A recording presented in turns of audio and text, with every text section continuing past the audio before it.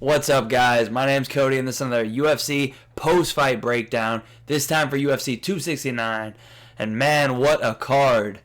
One of the best cards of the year. Just absolute, we had huge upsets, we had firefights and brawls and bangers, we had some technical displays on the ground, on the feet. It was just a great card. Before we get into it, leave a like on the video, leave a comment, let me know what your favorite fight on the card was, let me know any bets you may have cashed, all that good stuff. And make sure you click subscribe. We are getting that percentage down, I swear, since I mentioned this. The percentage of viewers that aren't subbed is going down, but let's keep getting that down. Let's get it below 40%. That would be awesome. Right now we're at like 41%, I think. So really appreciate you guys who have subbed. And if you're truly goated, click that bell, turn your notifications on. I got more betting videos, UFC 4 videos, fight night videos, all types of MMA and combat sports content. So really appreciate everybody who did. With all that out of the way, man, let's get into the fights. And first off, let's start at the bottom of the card and work our way up. First off, we had Jillian Robertson taking on Priscilla Cachoeira. And not a whole lot to say about this one. We knew going into it, Cachoeira was going to have maybe a slight advantage on the feet. She is the bigger girl, hits super hard. Jillian Robertson, much better grappler, much better with the jiu-jitsu. Priscilla not only is the bigger girl, but also missed weight. So, we knew that early in the fight, Jillian might be in a little bit of trouble, but if she'd extend it, it could get dicey for Priscilla. But what we saw was, once Jillian got her on the mat, got to her back, and then you saw Priscilla. The highlight of the fight for me was, man, Priscilla's in the choke, and she tries to thumb Jillian's eyes, and it was blatant. And it was bad. And honestly, I don't know if I've ever said this, but that was almost like a circumstance where I would be cool. First off, she misses weight, then she goes in just a blatant foul like that. And I would be honestly cool with them just cutting her. After that, it's like you miss weight. It's not the first time you've missed weight. You lost again. You got finished. And you cheated, used a blatant foul, and tried to, you could have seriously fucked up your opponent. So I'm not cool with that. I would like to see something be done, whether it's a suspension or honestly a cut, because honestly, you look at her, it's not like, if this was some major fighter, then maybe you could understand. But, I know she was coming off a couple of wins, but, Shannon Dobson, Gina Mazzani, lower level for sure. 2 and 4 in the UFC. At least a suspension, something to show that, because the problem with that is if you just say, oh well, what do you do in that scenario? If Priscilla gets out because of that, do you give her a point? Do you take away a point? Well, then if you're in a desperate situation, you're getting finished and you have no other, you do not have a way to escape. Why not thumb your opponent's eye? Why not just fucking punch your opponent in the balls or something? Get a point taken away, but let the fight continue. So I feel like something has to be done. Otherwise, fighters are going to take notes, and they're going to do what they have to do if they get caught in a similar position. Outside of that, we saw the next fight was Tony Kelly taking on Randy Costa. And I know everybody loves Randy Costa, big fan. Lot of big fans around, and seems like a super cool guy, super interactive with his fans and on the and in the MMA Twitter scene. But, it did seem like he came out and was kind of trying to, take his time a little bit more. He's kind of been a guy who comes out and, like in his Yanez fight, and just goes out. If you go through his record like we did on our breakdown before the fight, just likes to come out absolute hot, try to take you out in that first minute, first round. If he can, he slows down. But we did see him seem to take a little bit of a more measured approach. The problem was, man, Tony Kelly, man, he stuck in there, and he actually came forward himself. He put some pressure on Randy, and you could tell he wanted to make him work. He still felt like, okay, if I just make this guy work, like Randy wanted to take his time and kind of be able to extend himself over 3 rounds. And Tony Kelly, you could tell from the opening bell of the first round, he was like, I'm going to make this dude work, because if I force him to work, he won't be able to take his time. He won't be able to extend himself, and I can get this guy tired. And it worked great, even on the feet. And then once he got him to the ground, it was just, man, there was a big difference there. Tony Kelly was able to get him into a spot. I think it was in half guard for the most part, and just raining down shots. A lot of people say, oh, you got to pass guard, But in MMA, man, half guard can be, as a lot of people's favorite ground and pound position. So Tony Kelly just kind of kept him there and just pounded him. And I mean, I know Costa's getting a lot of flack. I mean, the guy's only got 9 fights. He's young. It's not over for him. He's super exciting. The UFC likes his style. Fans like his style. I don't think it's over for him. He has some holes in his game. The grappling, the cardio. Tony Kelly's a tough guy.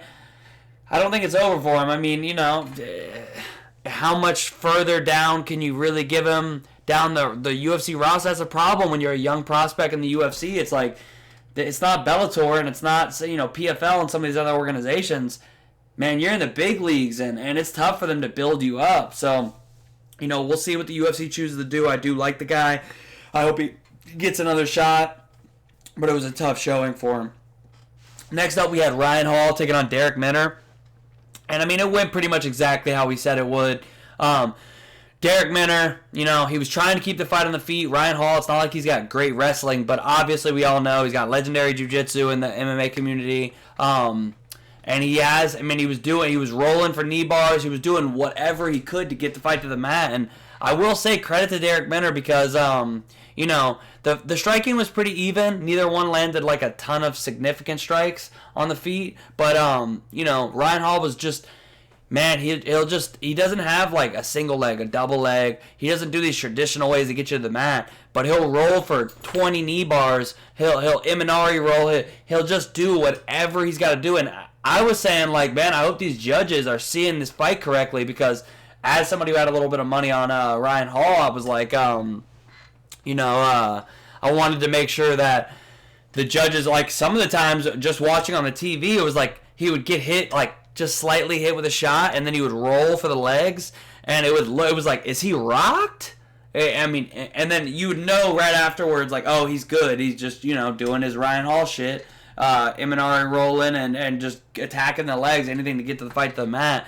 But, I was glad. I mean, by the end of the third round, I was like, okay, the judges are going to get this one right. I mean, it would be an absolute egregious decision if not. But, early on, I was like, man, if these rounds are this close, like, you got to hope the judges know what they're looking at. Because if you get a dude who's never trained jiu-jitsu before, he's like, oh, this guy's just flailing to get the fight to the mat because he's getting clipped on the feet. But that's just what Ryan Hall does. And, I mean, Darrick Minner was able to fight up the submissions. I did think Ryan Hall, he got close a couple times. He got close in a couple triangles, a couple arm bars. Man, the switches from one side to the other with the triangles were so pretty and just effortless.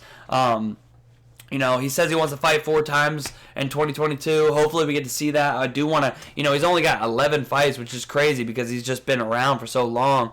But, he wasn't able to get the submission. Darrick Minner did a good job defending it, but, the domination on the ground, I like to see it. I know some people don't, but as a jiu-jitsu guy, I've been doing jiu-jitsu 6 years, and it's a lot of fun to watch. So I had fun with it. It was a good performance from Hall, honestly. Did what he had to do. Didn't get the finish, but I especially in that third round, he did some good work. So got the decision win. Next up, we had Erin Blanchfield and versus Miranda Maverick. And, man, I did think that Erin Blanchfield was going to be able to get her to the mat, but I did not think it was going to be that dominant. I mean, man, Miranda Maverick, all respect to her. She's a tough girl. She stayed in there, but she was just a little bit outclassed there, man. Blanchfield, she's the real deal for sure. You want to make an appearance, Churro? Definitely the real deal, and she was able to just ride her out on top, man. And I mean, I know some people don't like it, but she did what she had to do, and she put her in spots where she could do all the damage, and she can't absorb any damage, and that's MMA at the end of the day. I hit you, you can't hit me, and I mean, what more can you say about it? That's exactly what she did. She took Miranda down, and she put her in places where there was nothing Miranda could do. She had no answer, really. And I mean, I would have liked to see a little bit, it seemed like Miranda was pretty acceptant of being on her back, and I would have liked to see her, try to force a scramble a little bit more, but, hey, credit to Blanchfield because, she looked super high level, the grappling was great, and, man, I mean, it was a great win. I mean, Blanchfield at 8-1 now, only loss being that Tracy Cortez split decision. She's definitely one of the biggest prospects in women's MMA right now, especially at 22 years old. That's pretty crazy. But that was a good win, man. And I know some people are like, oh, it's boring. She just laid on her. That's the name of the game. Hit you, you can't hit me. Domination. So I definitely appreciated it. I thought it was a great fight. And we move on to the next one. Next up, we had Andre Muniz taking on Eric Anders. And, man, I knew that if the fight got to the mat, Muniz was going to have a big advantage. And that's why I had some money on Muniz. And, I did feel like the submission was going to be live. The ground game, there was going to be a big edge. One thing I will say is I didn't think it was going to be that easy for Andre to take him down. And, I mean, it was, a perfectly timed double leg. I mean, it was just flawless. But, man, just to lift up a freak like Eric Anders, I mean, the dude was a captain at Alabama for the Alabama football team. He's an absolute specimen. He had a definite size advantage against Andre. Definitely super strong. I mean, that's what he does. He's not great anywhere, but he's good everywhere, and he's just a strong, tough guy. And Muniz, man, he just showed it was a levels fight for sure. Muniz was able to just find a perfectly timed double leg, get him to the mat, find that patented armbar that he loves, and I mean, at least Anders tapped quick, because if not, it was going to go just like that Jacare fight, and he was going to get his arm snapped. So, good win by Andre Muniz. I want to see him get a nice step up in competition, a ranked guy. I mean, this guy is super legit, man, and I can't wait to see what's next for him, honestly. It's super fun to watch. Again, I'm a little biased. I love the jiu-jitsu, but, man, he's fun to watch, and it was a good win. Next up, we had Bruno Silva taking on Jordan Wright. And, I mean, this one went exactly how we thought it would. I had a bunch of money on Bruno. I really thought he'd go in there and be able to knock out Jordan Wright. Jordan Wright, in the first round, he's a hammer, but he's not a good nail. And if you land good shots on him, he just does not absorb damage very well. And Bruno put it on him early. And, I mean, he's just a tank, man. And, I mean, this guy's record is crazy. I mean, what is it? 22 wins, and like 19 of them are by KO, TKO. I mean, that's really impressive. So, I mean, the guy's got freak numbers. He's talking about he wants to bring back the Wanderlei style of, just go in there and absolutely just go nuts for the knockout every time. I mean, I obviously respect it. Super fun to watch, man. I can't wait to see him get a little bit of a step up. See if he can continue that success against, a bit of a higher level opponent. But definitely a good win, and I mean, definitely somebody to look out for, in that 185 division going forward. Next up, we had Tai Tuivasa, Agusta Sakai, and man, I had the over 1.5 in this fight, which at least did cash, but which almost cashed. I didn't mean to say that. Got to the second round, but man, we saw. Tai Tuivasa was just stalking him. Sakai was doing a pretty good job with those knees to the body, staying away from a lot of the big shots and rolling them. But, man, Tai Tuivasa's got a hell of power. I mean, we knew it could happen. We were banking on Sakai to do a lot of what he did in the first round. Unfortunately, man, I mean, at least unfortunately for my wallet, but it was, it was cool to see. It was a good fight. Tai Tuivasa, man, he caught him with a good right hand, and then just opened up on him and put him out cold, hit the shoey. It was obviously a great knockout. I mean, Tai Tuivasa, if he hits you clean, he's probably going to put you to sleep. Might not be the most technical, proficient fighter, but he's definitely got a lot of power, and he is getting better, man. I mean, at least he was trying to mix it up. He didn't have a lot of success with the wrestling, but he was mixing it up, giving Sakai a couple different things to look for, which is still good. I mean, even if it doesn't work, even if the takedown doesn't land, you're at least, making your opponent think about something else besides just haymakers. So I liked seeing it. It was a good win from Tuivasa, and, we'll see what's next, because the man's got quite a streak going right now. I mean, four in a row, all knockouts. So, you got to give him a bit of a step up now. This next fight was dope, man. We had Dominick Cruz, Pedro Munoz. Dominick Cruz, man, he had me shaky in that first round. Not only did I have Dominick, but I had the fight go to decision. I had the overs in the fight. So I got scared in that first round, man. He definitely, he hit a big punch. It was actually a jab. When you have the style he has, you are, he's very good at slipping punches and using his footwork to, for his defense. But the problem is, man, when you are lunging a lot, and if you lunge into a punch, it's just going to hurt you even more. So even though it wasn't like a huge looking shot, it was just a jab from Pedro Munoz, and you would think it would have been one of the other shots, He was throwing bombs the whole fight, but he threw a jab, and Dominick just happened to just move into it a little bit, and it definitely wobbled him and knocked him down. But Cruz, man, for one thing, he doesn't get enough credit for how tough the guy is. The guy is tough as shit and just has that heart of a champion, man. There's no quit in him. So he got right up. He was immediately making good moves for the defense, rolling with shots, just using his footwork to kind of shake the cobwebs. And then, man, I always say elite fighters make adjustments, and that's exactly what Dominick Cruz did, man. After the first round, I was like, man, this is shaky. I just hope Dominick can, at least, just survive so I can get these overs. But, man, he did not only do that, but, man, he just made adjustments and, did a good job at stopping the leg kicks, just confusing Pedro, giving him so many looks. And I mean, it's one thing to watch the tape on Dominick. It's just another thing when you're in there with him, man. He just has a completely unique style that you can't bring sparring partners in to mimic that. He's different than anybody else you may spar or fight. So, in the second and third, Dominick just did what legends do, man. He made the adjustments necessary. He came in. He outstruck Pedro. Man, I haven't seen Dominick open up like that in a while. He really opened up and was giving it to Pedro. And I was like, bro, slow down, Dominick. If Pedro didn't have a granite chin, the man's had 6 losses before the fight, now 7, all decisions. The man's iron chin, just no neck, just is so hard to rock. But Dominick had him rocked a couple times. He was landing good shots, and Dominick he actually did look like he was really trying to push for a finish. And great showing. Definitely showed why he is the greatest bantamweight of all time. Man, it's funny. I was streaming the other day, and somebody was like, "Oh, Dominick's overrated," and I was like, "Okay, name three bantamweights that are better than him." You can't name one, but name 3. And I don't mean Piotr Jan right now. No, I'm talking about like GOAT status. Like, who are you gonna name, man? Like, Dominick is the hands down greatest bantamweight of all time. Now, maybe Jan will pass that eventually. He's obviously looking like it's well within his grasp. But as far as resume, it's Dominick Cruz all day. Who's number 2? TJ Dillashaw. Not only did he beat him, but he beat him after a 2-year layoff with a rack of injuries and fucking half the fight he was limping around because he had that plantar fasciitis so bad in both feet.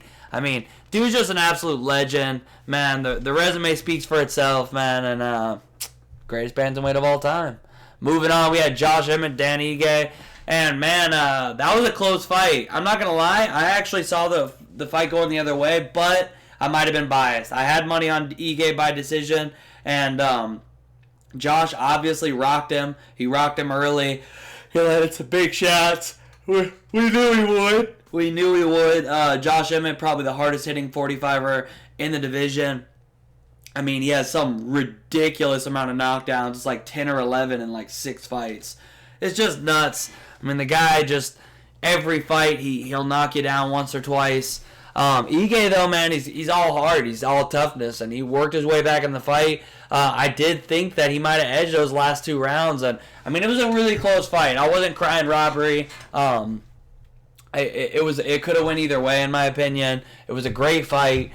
Josh Emmett just landed the bigger shots. Ige, he was putting pressure on him. He was sticking in there.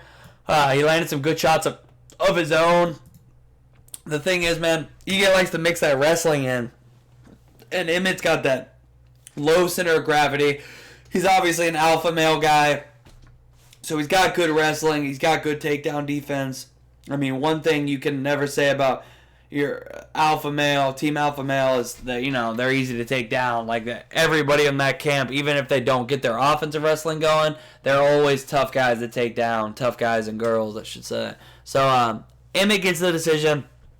I'm not mad about it. Could have went either way. It was a great fight, though. Next up, we had Sean O'Malley taking on Julian Piva. And, man, this was one where it was just like, I had a feeling it was going to be similar like that. I had a little bit of money on O'Malley.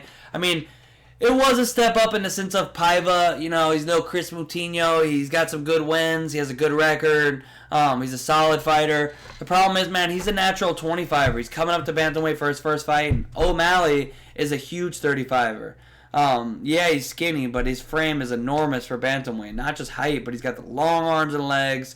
And he fights long, and he's a sniper. And man, once Piva got hit up by that big right hand, he made a big mistake of just. I mean, it's easy to say from the outside. Obviously, he was rocked. But, you know, he just kind of shelled up against the cage. And if you shell up against the cage against a sniper like Sean O'Malley, he's going to sneak one through your guard. He's gonna finish you off. And O'Malley hit him with a sick uppercut through the middle, right through the guard. And then a couple more shots following up. And finished him good. It was a great knockout. I really need to see O'Malley fight a ranked guy. You know, maybe you don't put him in there with a wrestler yet. Maybe you don't put him in there with somebody who's going to be real heavy on those leg kicks. I do think those are going to be, obviously, his two big standouts as far as weaknesses. But, I mean, the guy's definitely a sniper. The guy's striking is up there, man. And, I mean, the bantamweight division is so hot right now. It's one of the best divisions in the UFC. Arguably could be the best division in the UFC, at least the most competitive. And, I mean, I really need to see him with a step up in competition. Piva's, you know, is better than his last opponents, but I want to see Sean, what he can do against a ranked guy. So, that was a good win, though. Good knockout. Next up, we had Kai Kara-France taking on Cody Garbrandt. And, man, this one was the first one that hurt me in the night, really. Now, I mean, obviously I'm a fan of Cody, too, but not just because his name's Cody, but, you know, he's had some tough losses. I'll always feel for him just for having 2 losses to the CEO of EPL, TJ Dillashaw. You know, but at the end of the day, man, that problem he has is just sticks with him, man, is the striking defense. Everybody's, oh, no chin Cody, he has no chin. Dude, it's the striking defense, man. It's the boxing fundamentals he just lacks because he got away on the regional scene and in the beginning of his UFC career, he got away with making so many, you know, mistakes, really, of this boxing. I mean, the hands are at the waist, and not just when he's outside of your range, but in the pocket. His hands are low, his chin's up. He doesn't, when he throws the right hand, his left's still at his waist. When he throws the left, the right hand's at his waist. He doesn't pick them up when he throws. Every time he throws hooks, they're like this, and it's never tight. He's never blocking his head. And I mean, you know, he gets hit. He gets hit a lot, and I mean, Kai Kara-France has power, and he clipped him with a big right hand. And man, Cody's got so much heart. He's so tough. He tried to stick in there, and man, you saw him get rocked. He stumbled away up to the cage, and then he dropped his hands and went, "Come on, what's up?" Trying to egg him in to throw a big shot so he could try to counter. But Cody ducks under with a perfectly timed double leg. Man, I wish you could see Cody do that more often. Obviously, it would have worked better if he wasn't half, you know, rocked. But, you know, it was a perfectly timed double leg. And I just wish you could have seen Cody, you know, really, like, mix up his game more. Because his wrestling is super high level. And he just uses it to sprawl and brawl. Which, you know, can work. But, you know, who knows how Cody could look if he actually mixed in his wrestling on the offensive side more. But at the end of the day, Kai Kara lands a big shot, rocks him. You know, is able to stay on him, keep the pressure on him, not let him recover, rock him with a couple more shots. Cody tried to stick in there, but he just could not recover, and Kara gets the KO. I know that one upset a lot of people because Cody's a big fan favorite, but it's tough now, man. Been finished 4 times. Man, I don't know what's next for him. But next up, we had Jeff Neal taking on Santiago Ponzinibbio. And I saw a lot of people saying this fight was boring, but it was just a chess match, man. I mean, you had just 2 high-level strikers, and they both respected each other. They both knew that at any point they could be knocked out, and, you know, they took their time. Yeah. Jeff Neal, he was able to come on strong towards the end of the fight. You know, I liked what his corner was telling him, you know, like, you know, you cannot leave anything out here. You got to go after it, man. This could be 1-1. It could be 2-0. You don't know the scorecards right now. It's very close. Go out there and leave it all out there. And, man, I don't know if it was the corner. I don't know if it was a combination of multiple things or just, his own game plan or what it was, but he came out in the third and did what he needed to do to win that fight, man. He put the pressure on. He landed some big shots. He was throwing heat. They both landed good shots, man. It was a close fight. I honestly could have seen the decision go either way, but I do think the rightful winner won. Jeff Neal, especially at the third round, just putting the pressure on him, man. Both guys, they really leaned on their boxing mostly. It was mostly a boxing match.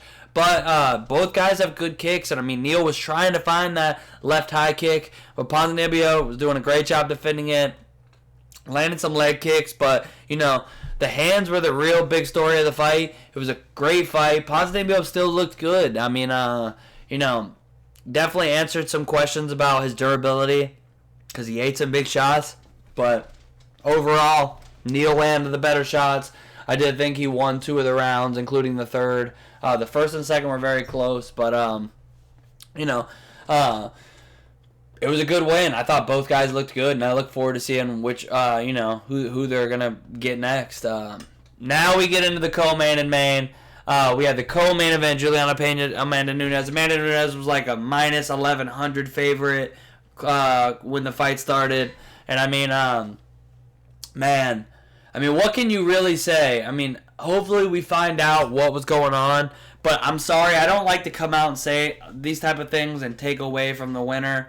But at the end of the day, man, it's so hard to walk away from that fight without saying Amanda could not have trained 100% for that fight. There was some rumors going in that, she didn't start training until, Juliana Pena even talked about how she had talked to Dan Lambert and Dan was saying, she's not even in the gym right now, but I think it was Dan Lambert that told her that, but some teammates had told her that, and then she was like, and then the next day she was in the gym. It was kind of an interesting story from Pena, and since then you heard some rumors in the community saying, Amanda wasn't training, she definitely took her lightly, and I don't like to put a lot of credit to rumors like that, and just stories like that in general, but man, I can't lie, it looked like that. Amanda, she was smiling the whole fight, and it just looked like she went in there and thought, even when they were exchanging, Amanda, zero head movement, just letting Juliana hit her, and they weren't the hardest of shots. And I'm not going to lie, the striking on both sides, it was awkward, it was weird, there was no footwork, there was no head movement, there was not great defense. There was an exchange where Juliana must have hit her 10 times in a row, and Amanda was just letting her hit her. I swear Amanda thought go ahead, you don't have the power, I'm just going to eat your shot and hit you back twice as hard. But it's not a video game, and you don't just use energy throwing punches and throwing strikes. It's tiring to get beat up. I know firsthand. I've had boxing rounds where I'm just trying to survive the whole time, going against guys who are not only much bigger than me, much more experienced, but also just maybe rock me or land a good shot. It's tiring to get your ass whooped. It's tiring to get beat on. And man, you saw Amanda look tired after the first round. The second round started, and I hate myself for not live betting that because, my God, I think I was just so engulfed in the fight that I didn't realize, what are you doing? Live bet. The line was still crazy after the first round. It was still minus 1,000 on a lot of books. And, man, I've been really, beating myself up over not jumping on that because if I wouldn't have been just so engulfed in the fight and just shocked at what I was watching, on the feed, Juliana was outstriking her, even though it wasn't pretty, but Amanda was just eating shots. And then once Juliana threw her to the ground, I was like, it's over.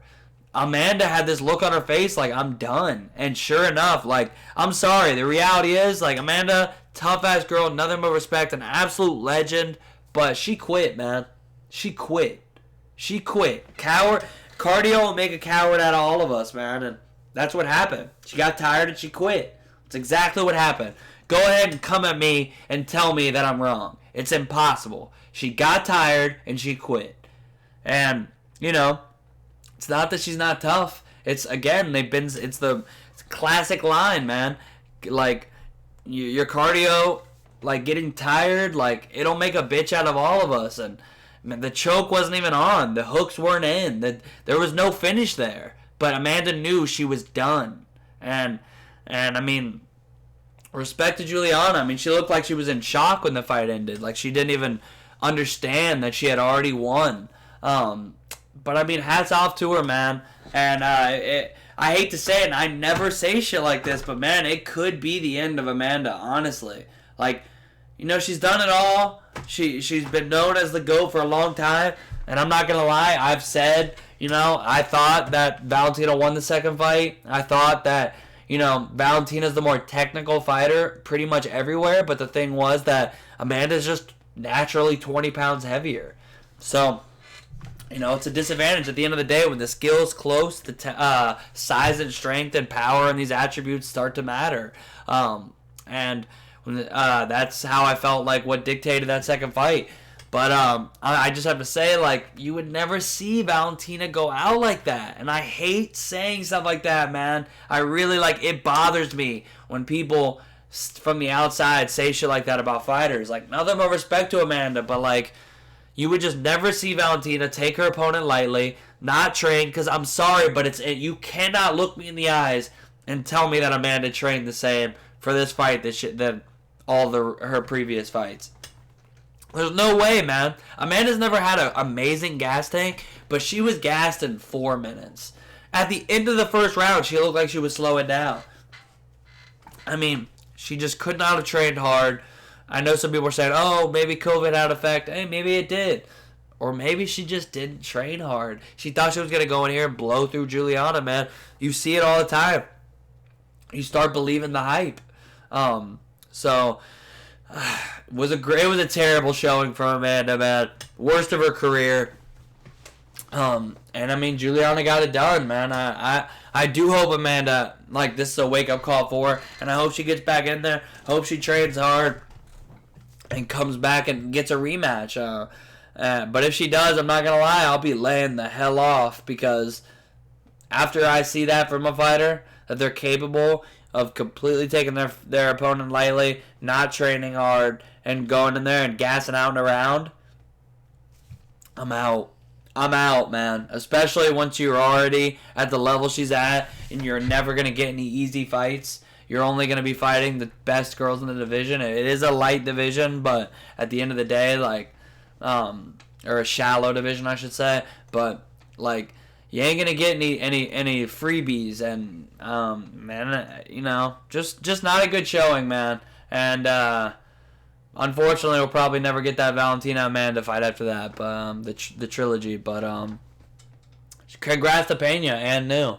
And let's move on to the next fight in the main event. You had Charles Oliveira taking on Dustin Poirier, and I'm already seeing this fight get completely rewritten and people acting like Charles just absolutely dominated Dustin. First of all, I love both of these guys, man. Charles might be my favorite fighter to watch just because his grappling is a black belt version of mine. I've been grappling for 6 years. He's been grappling for probably 25. I mean, who knows? I wouldn't be surprised if that man came out of the womb with a gi on. I mean, his jiu-jitsu is just so nasty, but we go for a lot of the same stuff, and I see my own jiu-jitsu in his. Again, he's just at a higher level. That's where I want my game to be in, 5-10 years, But, so I love watching Charles Oliveira fight. But I also obviously love Dustin Poirier. I mean, who doesn't love Dustin Poirier? If you don't, you're probably a Conor fan. And even Conor fans, like normal Conor fans, like Dustin Poirier, but it's only like the hardcore nut-hugging McGregor fans that don't like Dustin. I don't even think Dustin has haters. He just has the Conor nut-huggers that, like, despise anybody who fights Conor, especially if they beat him. But getting into the fight, man, Dustin, like I said, I just don't think that it was as one-sided as people are trying to lead on. I mean, Dustin clipped him. He rocked him twice in that first round, knocked him down, big check right hand, check right hook, and he was landing good shots, man. After the first round, I was like, I was like, it's looking like Dustin's going to pull this off. And I wasn't sleeping. I knew. We just saw the same thing in Oliveira's last fight. And that's the funny thing is everybody going into it is like, oh, Oliveira's a quitter. He has no heart. Oh, even fighters like Gaethje and Chandler and a bunch of people are saying that. But it's like, dude, has he not proved at this point? Like, first of all, the man's been in the UFC for 11 years. Dustin's been in the UFC for like 10 years. Has Oliveira not proven, like, that he has the heart, that he has the will at this point? First of all, he's the champion in what most people consider the best division, not only in the UFC, but in combat sports. So that should say its own, just to be in the discussion to have the title in that division, let alone the champion. And okay, there's been some fights where it seems like, when things got tough, he folded a little bit. Yeah, you talking about like 8 years ago? You talking about when he was like low 20s? I mean, the guy has came so far. I mean, you look at his resume a little bit. I try not to do this too much on this video. Keep it as short as I can. But, the last fight was the Paul Felder fight. That was 4 years ago. And Paul Felder's an animal, man. People sleep on Paul Felder. Especially if he gets on top of you. He starts landing those elbows, man. He's got vicious elbows. And you got to know, at the end of the day, if he would have stuck in there and just taken another round and a quarter of that, would he even beat a champ right now? How much damage would he have taken? Sometimes you got to know when it's not your night and to, live to fight another day, man. And, that's what people not gave him knocks for. But he's got a 32-8 record. He's tied for the most wins. He's got the most subs. The man is an absolute fucking beast. And, hashtag buff Charles Oliveira in UFC 4. I want to see him become meta. But, seriously, man, after that first round, dude came out, heart of a champion. Gets on top of Dustin, stays on top of him the entire round. Dustin said only one of the knees really affected him. Maybe that's true, whatever. Charles was landing big body knees. I know the one that Dustin's talking about because when he landed that, I was like, ooh, that was a good one. And he did not like that.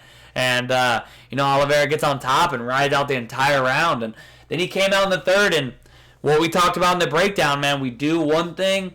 Just like I said, Charles Oliveira's weakness, I've always said, he's a little hittable. He's got that Muay Thai, a little bit of lack of head movement. And we saw that in the first round. And what did I say Dustin's weakness was?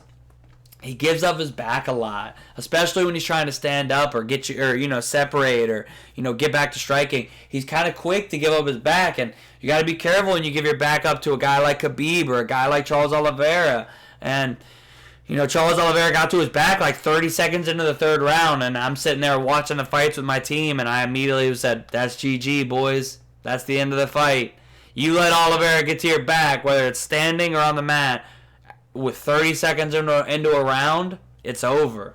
Not that he needs 4.5 minutes to choke you out, but when he knows I have so much time to work, he's going to be in no rush. He's going to slowly but methodically inch his way to that submission. That's exactly what he did. He kept switching, until he got under that chin. And when he got under that chin, it's GG. When you got a legitimate, not just a black belt. The term black belt gets thrown around, especially in the UFC all the time, because we get into this sometimes. It's, why would you, if you own a gym, how many signups do you think you get when you have a UFC fighter, let alone a UFC champion or a UFC like big name fighter? Oh, this guy trains in my gym. Yeah, he's a black belt. Like, that gets so many people to come sign up. Not only that, but when you're the coach, you don't want his opponents to be like, oh, this guy's only a fucking white belt or blue belt or purple belt. Like, I'm a black belt. I've been doing jiu-jitsu 20 years. That's going to be my game plan. So they're really quick to get promoted. But Charles Oliveira is a true black belt. And Dustin Poirier is a true black belt too. He's just not... There's black belts and then there's black belts. There's gimmicky black belts, there's black belts, and then there's fucking black belts. And Charles Oliveira is a Brazilian fucking black belt. And when you let a black belt to that level get to your back with 4.5 minutes, or 4.5 minutes left in the round, it's GG, man. It's over. Your chance of getting out of that is slim to none. And that's exactly what happened, man. And I mean, respect to both these guys, man. Just How could you not? I just don't understand guys that don't respect either one of these guys. Straight class, champions inside and outside of the octagon. Dustin immediately, one of the most heartbreaking moments of his life, especially, up there in the top 2 most heartbreaking moments of his career. And what did he do? Immediately, he's talking about, I'm going to donate $20,000 to a charity of your choice. He wants to give back to the favelas out there in Brazil. He could have been a salty slug. He could have been over there. It's not over. Like some of y'all's boy. What do you do, man? And people are trying to compare. I don't want to get into a whole lot of this. This is supposed to be just about the fights. But I gotta say, I'm seeing the stupid ass meme of him sitting the same way Conor was. Oh, karma's not a whatever. Karma's a mirror. Whatever the fuck that line was. Oh, like y'all think you're so clever. And people saying spot the difference. The difference was Dustin went out with dignity. Dustin got up off the ground and. Good fight. You're the true champion. Respect to you and your team. I'm gonna donate $20,000 to a place of your straight respect, dignity, the heart of a champion. What did Conor do? He sat there and he fucking not only couldn't accept the loss, didn't take any responsibility, but he fucking your wife's in me DM, just cringe. You're a grown ass man. You're 33, 34. Even if you're over 18, it's time to grow up, buddy. Your wife's in my DMs. Y'all are 2 grown-ass men. Not to mention you got millions of kids that are looking up to you. I mean, I just don't understand how you can compare the two. The fact that you guys really want to, karma. If it's karma, neither of these guys would be losing. These guys... Dustin, bad karma? Why? Because he fucking did the Billy strut on your boy after he broke his leg? You talking about the guy who was talking about his family? He was talking about killing him? Was talking about him leaving in a stretcher and dying? And talking about his fucking wife, who he's been with for 15 fucking years. You're telling me you knock out a guy who's been talking about fucking your wife and killing you, and you're gonna be like, nothing but respect, brother, I love you. Hope you recover. No, I'm going to be like, I would have took it even fucking worse. I'd have been like, stand up. Let's go again. Oh, you can't? You can't stand up because you got a broke-ass leg? Yo, Dustin went out. If that's bad karma, yeah, I'm a terrible person because I'd have been like, suck my dick.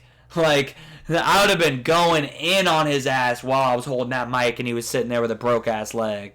I'd have been going in. So... Y'all are some delusional motherfuckers if you think that Dustin had bad karma or just crazy, man. Nothing but respect to both these guys. I've already gone on long enough about that. Didn't even want to get into that, but Twitter, man, some of y'all, there's some dope-ass Conor fans out there, and inside the cage, I love Conor's style, but he's just on one lately these past couple of years. The man's got 1 win in 5 years. He's 1-4. His only wins to a guy who's 6-1 in his last fights. I love Donald Cerrone, but he's 40, fucking can't buy a win, and that's your boy's only win. It was a catered matchup, and you want to compare him to Dustin, a guy who's been in the fucking trenches. We're going to close out the video with this. You kidding me, man? You want to compare the two? You don't want to get into a comparison match because it ain't going to go good. The names... we'll just go on and on and on and on. I'm not gonna get into that. Nothing but respect to these 2 guys, man. If Dustin was gonna lose, he couldn't have lost to a better guy. Charles, the true champ. Let's look forward to what's gonna be next. Is it gonna be Justin? Is it gonna be Islam? Dana says Justin. Either one, they're gonna be tough fights. I give Oliveira the technical advantage everywhere on Justin, but again, what is Charles' weakness?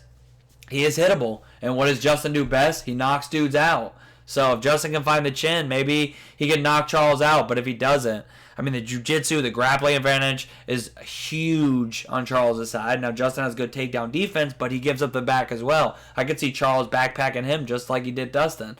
So we'll see. I am going to lean Charles for now, but could a knockout from Justin happen? Yes, it definitely could. But we got some good things to look forward to, man. who's is Pena going to take the rematch against Amanda next? What's going to happen?